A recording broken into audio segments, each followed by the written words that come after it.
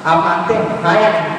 भगवान है, भगवान हे, अरे हे, मैं बताता हूँ। भगवान इसलिए है क्योंकि जो हर चीज है उसे बनाने वाला कोई है।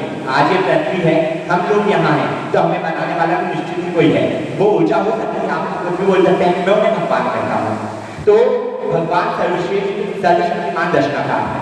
भगवान ने ये पृथ्वी बनाई, भगवान ने हमारा शरीर बनाया। शरीर 5 तत्वों से बना हुआ है। यदि आप चाहें, अग्नि, पृथ्वी, आकाश, जल और वायु। अब इन 5 तत्वों को देखा जाए तो इसमें सबसे ज्यादा मात्रा जल की है। मानव शरीर में भी और पृथ्वी में भी। पृथ्वी में भी देखा जाए तो 72% के लगभग जल है और मानव शरीर में भी 72% के लगभग जल है।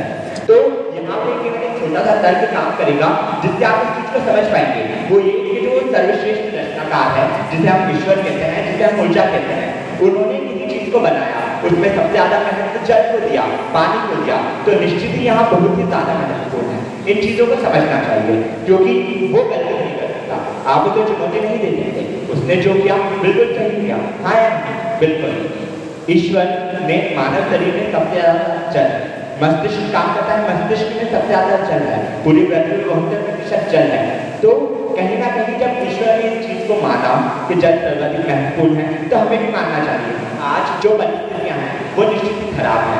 आज जो समय हम देख रहे हैं वो बिल्कुल गलत दिख रहे हैं। मैम ने बोला तीसरा विश्व युद्ध जल को लेकर होगा, बिल्कुल सही कहा। तीसरा विश्व युद्ध यदि होगा तो जल को लेकर होगा।